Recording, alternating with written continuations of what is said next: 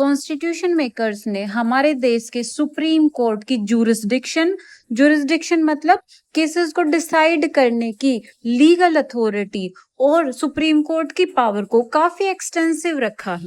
Extensive इसलिए कह रहे हैं क्योंकि जो भी सुप्रीम कोर्ट की जुरिस्डिक्शन है, जहां पे भी जो भी उनको पावर्स मिली हुई है वो अलग अलग तरीके की हैं।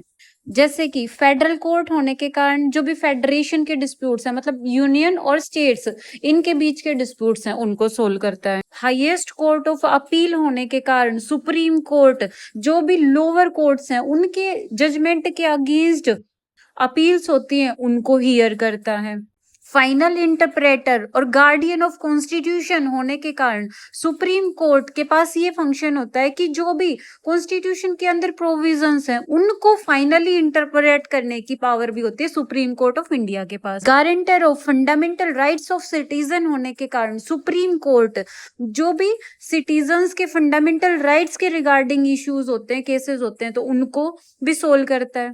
इसके अलावा कुछ एडवाइजरी और सुपरवाइजरी पावर्स भी हैं सुप्रीम कोर्ट के पास। जैसे कि एडवाइजरी इसलिए बोल रहे हैं क्योंकि आर्टिकल 143 के अंदर प्रेसिडेंट कुछ केसेस को रेफर करते हैं सुप्रीम कोर्ट को, तो वहां पे भी एडवाइजरी पावर सुप्रीम कोर्ट के पास होती है उन केसेस के रिगार्डिंग।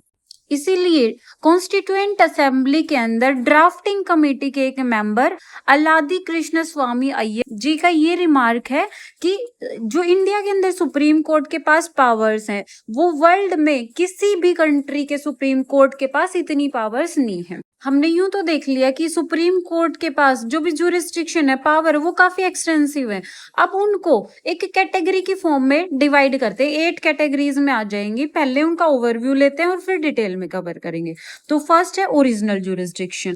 ओरिजिनल जुरिस्डिक्शन के अंदर वो केसेस आएंगे जहां पे अपील के थ्रू सुप्रीम कोर्ट के अंदर केसेस नहीं जाते। मतलब ऐसा नहीं होता कि पहले किसी और हाई कोर्ट या फिर किसी और लोअर कोर्ट में वो केस चल रहा हो और फिर वहां से अपील के थ्रू सुप्रीम कोर्ट जाए। यहाँ पे सिर्फ डायरेक्ट सुप्रीम कोर्ट ही जाते हैं ओरिजिनल जुरिस्डिक्शन के अंदर। सेकेंड है रिट जुरिस्डिक्शन।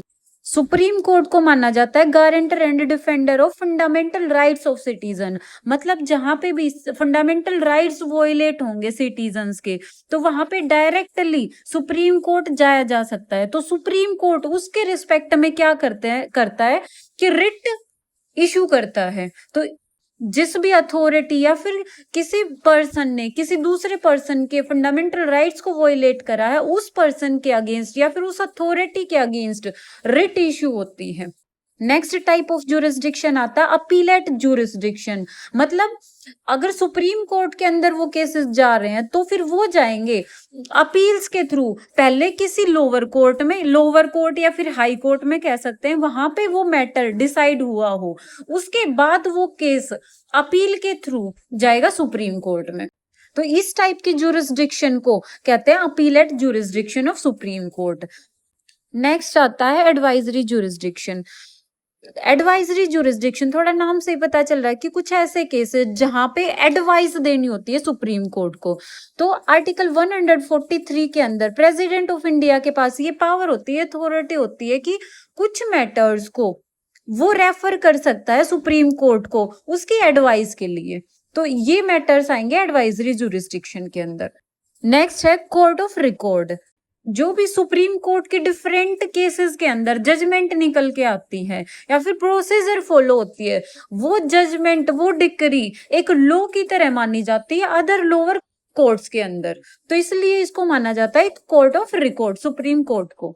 नेक्स्ट पावर जो कि सुप्रीम कोर्ट के पास है वो है पावर ऑफ जुडिशियल रिव्यू।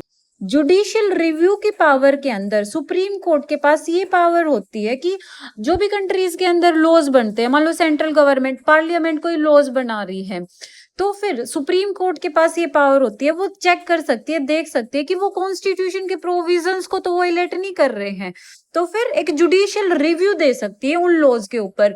अगर वो कॉन्स्टिट्यूशन के प्रोविजंस के अगेंस्ट लग रहे हैं तो उनको इनवैलिड भी बोल सकती है supreme court.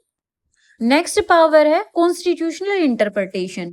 Supreme court of India को माना जाता है एक final interpreter of provisions of constitution.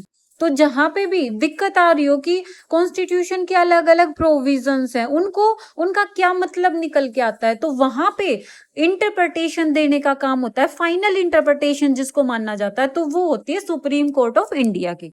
इसके अलावा सुप्रीम कोर्ट के पास कुछ अदर पावर्स भी हो सकती हैं, क्योंकि हमने देखा था पीछे आर्टिकल 138 के अंदर ये प्रोविजन है कि जो भी सुप्रीम कोर्ट की जुरिस्डिक्शन है उनको कम तो नहीं किया जा सकता, बट जिसके साथ साथ पार्लियामेंट के पास ये पावर है कि सुप्रीम कोर्ट की जुरिस्डिक्शन को बढ़ाया जा सकता है। तो ये था एक ओवरव्यू कि सुप्रीम कोर्ट के पास किस तरीके की जुरिस्डिक्शन है, किस तरीके के पावर्स हैं। तो नेक्स्ट वीडियो से हम अपना 1 by 1 इनको डिटेल में कवर करेंगे। नेक्स्ट वीडियो में कवर करेंगे ओरिजिनल जुरिस्डिक्शन और writ jurisdiction of supreme court. Friends, अगर आपको वीडियोस रेलिवेंट लग रही हैं तो इनको लाइक शेयर जरूर करें, और चैनल सब्सक्राइब नहीं करा है तो चैनल सब्सक्राइब कर ले। इससे पहले इस टॉपिक के जो भी और टॉपिक्स हैं सुप्रीम कोर्ट ऑफ इंडिया से रिलेटेड, अदर टॉपिक्स जैसे कि उसका इंट्रोडक्शन, कंपोजिशन एंड अपॉइंटमेंट कैसे होता है सुप्रीम कोर्ट के अंदर जजेस का, और उसके अंदर ही हमने 4 अलग अलग जजेस केस देखे थे, और कुछ जैसे रिमूवल प्रोसेस क्या होता है, टेन्योर क्या होता है सुप्रीम कोर्ट के अंदर जजेस का, वो सारा कवर करा है। अगर आपने वो नहीं देखे हैं तो चैनल पे जाके चेक करें।